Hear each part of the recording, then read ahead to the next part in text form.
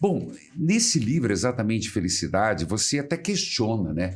Que as pessoas têm aquela ideia de felicidade, eu tenho que estar feliz sempre. Isso não é uma realidade, isso é uma utopia, não é? Acho que é uma utopia e, ao contrário, eu acho que hoje tem a tal da positividade tóxica, que são aquelas pessoas que sempre estão falando coisas boas, que sempre estão postando coisas boas, como se o mundo fosse assim. Não é.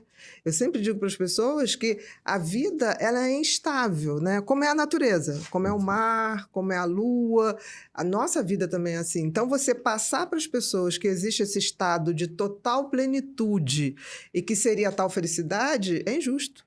Né? Porque a felicidade tem muito a ver se você está trilhando o seu caminho como ser humano. Perfeito. Né? E aí não tem nada a ver de você estar super feliz. É se eu estou sendo cada dia uma pessoa um pouquinho melhor. Isso é felicidade. Eu acho que o universo ele tem regras, ele tem leis, apesar de muitas pessoas questionarem, mas existem regras. Sim. Por exemplo, somos mortais todos. Isso Verdade. é uma regra que está no universo. Eu vou questionar isso? Não. Eu não vou questionar quem criou o universo inteiro. Tem muito mais know-how, sabedoria e capacidade que eu. Eu aceito as regras que estão aí. E dentro dessa regra, nós somos parte da natureza. Eu, você, o cachorrinho, a árvore, e tudo que foi criado tem um propósito dentro da natureza. Nós também temos. A diferença é que todos os outros animais, ou objetos, ou vegetais, eles vêm com isso programado. Por exemplo, a laranjeira. Sim. Ela vai dar laranja. Verdade. Ponto. Aí, qual a felicidade para a laranjeira? Dar laranja. Verdade. Né? E qual a felicidade para o ser humano? Ser um ser humano, ou seja, ser essa pessoa que, através de valores, de sabedoria, ele faz a sua vida melhor e ele faz isso também com os que estão ao nosso redor.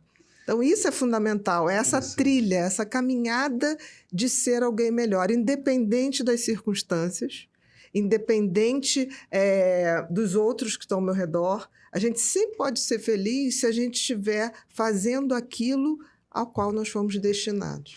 Me permita, falo como padre, Nosso Senhor, eu chamo de Nosso Senhor Jesus Cristo, ele nessa sabedoria, ele dizia que as árvores boas dão bons frutos, e é pelos frutos que se conhece a árvore. Então, acho que vem dentro do que você tem falado. E tem uma coisa, por exemplo, a palavra felicidade, né, deriva de félix, que significa frutífero. Exato. Então, a palavra felicidade em si já diz a que vem. Se é uma coisa frutífera, não é só para mim. É para mim e para o que está ao redor. E é tão interessante porque, assim, nós fomos presenteados com livre-arbítrio.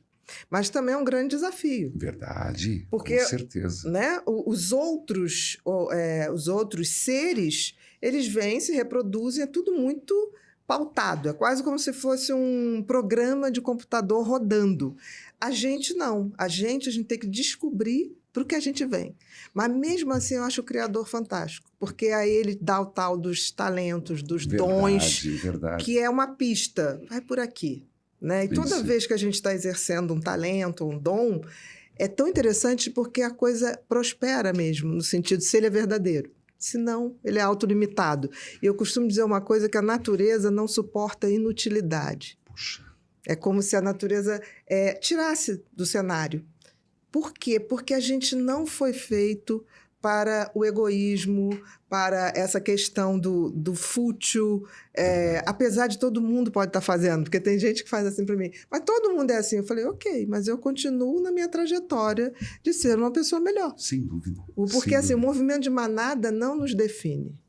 Nós tivemos a humanidade chegou onde chegou, padre, não pela inteligência, até às vezes usa muito mal essa inteligência, mas chegamos pela colaboração que tivemos uns com os outros. Com certeza. Que estamos perdendo. Então, eu costumo dizer que se a humanidade acabar, ela vai acabar, não vai ser um meteoro, porque quantos meteoros já vieram? Isso. Quantas eras do gelo já vieram? Isso. Né? Ela vai acabar porque a gente vai se extinguir pela falta de humanidade, desse sentimento que nos trouxe até aqui. Nossa, vejo muito cristão isso, nestas afirmações, muito cristianismo. E neste livro Tem um detalhe que você diz que é muito marcante a infância, as memórias boas, que são importantes para a felicidade. Por que você toca neste ponto? Não é nem da infância, geral. Porque, assim, o nosso cérebro é como se fosse uma maquininha muito bem programada para sobreviver e ter prazer imediato. Tá? Se a gente fosse um joguinho, só ficava lá apertando para ter prazer imediato ou qualquer coisa sobreviver. Sim. Então, esses caminhos cerebrais, principalmente da sobrevivência, foram muito bem delineados desde que a gente está nesse planeta. Por quê? Porque a gente tinha que sobreviver. Certo. A gente tinha que sobreviver para evoluir. Então, os caminhos neurais do medo, que faz a gente se afastar de um perigo, são muito marcados. Perfeito. É como se fosse uma trilha numa floresta, que aquela estradinha ali está muito bem marcada. Já a trilha da generosidade, da bondade, ela tem que ser trilhada por nós. Sim. Somos nós que vamos ter que chegar ali, tirar o mato, abrir um novo caminho.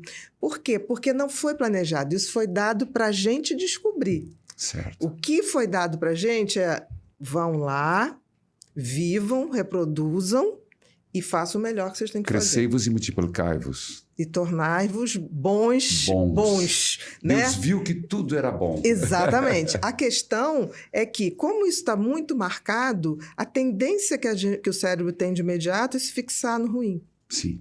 Só que isso é a tendência porque a gente era na pré-história, a gente precisava disso.